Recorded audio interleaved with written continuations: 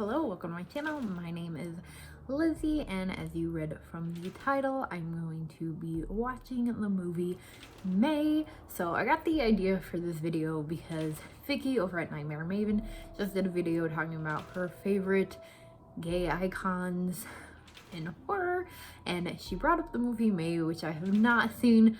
Kind of heard about it before, kind of just for whatever reason put it off, but she brought it up as having like bisexual subtext to it, and as a openly bisexual woman myself, I thought that it would be fun to watch and kind of give my thoughts on that. And even when I looked up bisexual horror films, it was on the list. Some was Call Me By Your Name though, which is neither bisexual, well, I guess sort of, a horror film. It was like at the very end, I was like, okay, whatever. But it was on the list, so, and I've seen it on other LGBT film lists, so I thought that it would be fun to go ahead and watch this one and review it and let you guys know my thoughts. So this is just a little like come with me style before watching it bit, and so I'm about to sit down and I will let you know my thoughts. Oh, pretty holes. You have a beautiful neck. I love your tattoos. Can I get a few more measurements? I love your hands. You have really beautiful legs.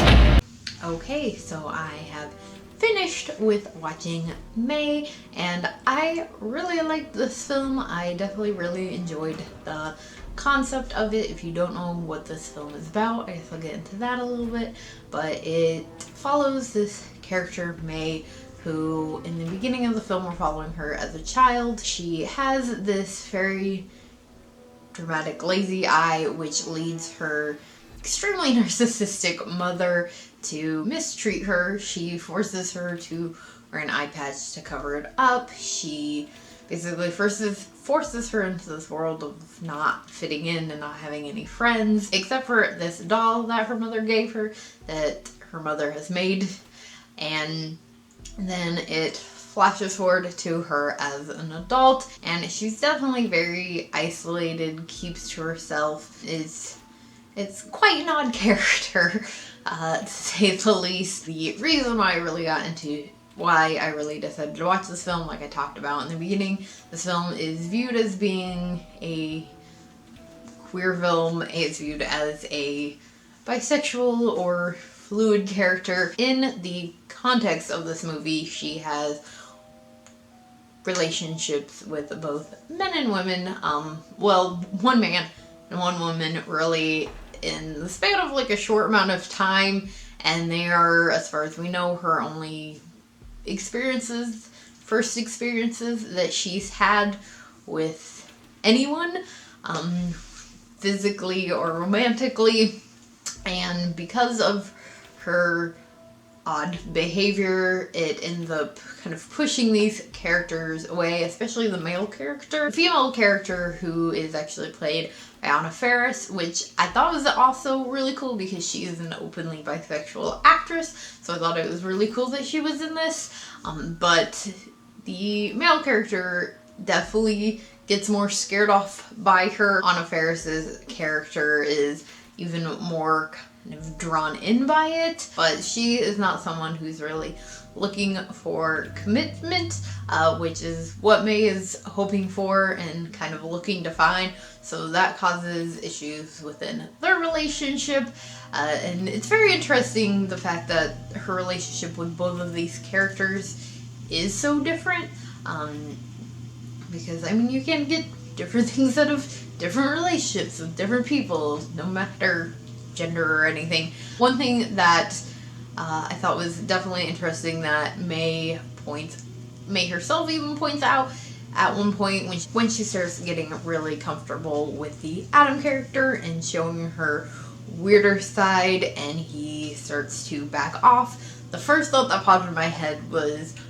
oh, he, wants her to like his weirdness, but then he is completely put off by her weirdness. And she even ends up saying that. She says, Like weird. Not that weird. Which we all have our limits. I mean, as horror fans, I think we can kind of relate to Adam in that moment. But I definitely understood where May was kind of coming from in that moment, and how she kind of felt. And then you had on kind of the opposite end, Polly, Anna Faris's character, who, again, like I said, she embraces that weirdness. So when May asks her, like, you like my weirdness? Like, are you sure you like my weirdness? Polly is completely and totally into it. It's just that she doesn't communicate what she wants to May, and May doesn't really quite understand. I also, and correct me if I'm out of line, felt like maybe May's character, and I kind of did a little Googling, and I didn't find a whole lot of information. Some websites mentioned it, or even just mentioned the film. I'm talking about autistic representation, or I guess people on the spectrum, I should say. It definitely feels kind of like May falls in that category, but I'm not the person to speak on that, so correct me if I'm out of line in that, which may or may not be good representation, seeing as she does end up turning real bad, which, having a character like May who is having these multiple gender relationships, having her end up being kind of this quote-unquote bad guy or villain, I actually really didn't mind. I think that horror does have a history of making us, those of us in the LGBT plus community, out to be the monsters or the bad guys. But in this film, I mean, you're following May, are kind of getting attached to her character. I mean, I think definitely for me, by the end of the film, I just felt bad for her. And so I didn't mind it because, I mean, we are still people, and people do crazy shit sometimes, and you shouldn't be able to not have a character be both a victim turned villain and a minority. Like, you should be able to show minority people represented as these other things without it being a bad thing, and I think they did a really good job of that in this film. I also noted some other things while watching this. The fact that the doll's case starts to kind of slowly crack throughout the film as we're watching May herself start to slowly crack. It's cracking more and more as she starts to lose it, and by the time the case gets completely broken, so is she. She just, after that moment of the case being broken and the doll coming out, so does May's complete crazy. She just loses it and starts murdering people. So, spoiler warning, if you haven't seen the film, after May breaks and the end of the film, she takes body parts from both these two people that she has had relationships with and other people, and builds the perfect body, builds herself a friend, because her mother told her that if you can't find friends, make one, and something like that, and that is what May ends up doing. And I thought that is very interesting, that seeing as May openly volunteered to work with these blind kids, she, kind of felt a connection to them with her own issues, especially as a child, finds this kind of almost, I guess, beauty in them.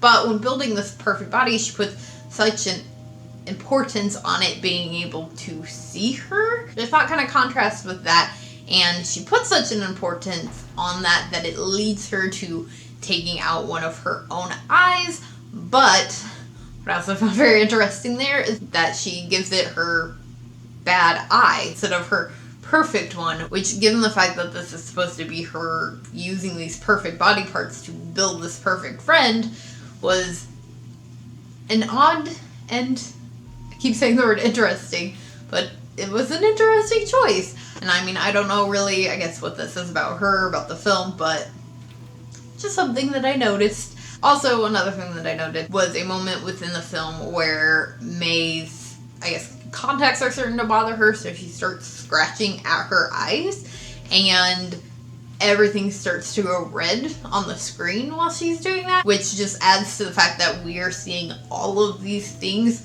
through like May's point of view. So yeah, it was definitely, again, an interesting film, and I really liked it. Like I said, by the end of this film, I definitely felt really bad for May's character, even though, I mean, there's no excuse to murder. As a fellow bisexual, Jake Peralta would say, cool motive, still murder. So let me know what your guys' thoughts are on this film. If you have seen it, if you did enjoy this video, please do give it a big old thumbs up. Make sure you hit that subscribe button for more horror-related content. Before I go, a quick shout out to my Patreons. Thank you guys so much for helping to contribute to the channel. If you know what the perks to being a Patreon are, there is links in the description below along with all of my social media. And it should be up before this video, but I did a Patreon exclusive where I talked about Scream Queen, My Nightmare on Elm Street, which is a documentary on Shudder. So I watched and reviewed that just for my Patrons. I also am currently doing a promotion because it is my birthday month. Amazon link will be in the description too.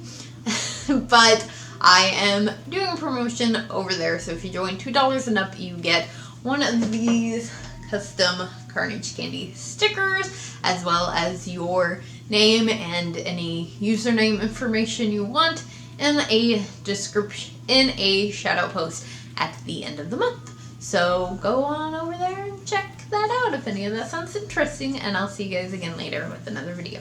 Bye.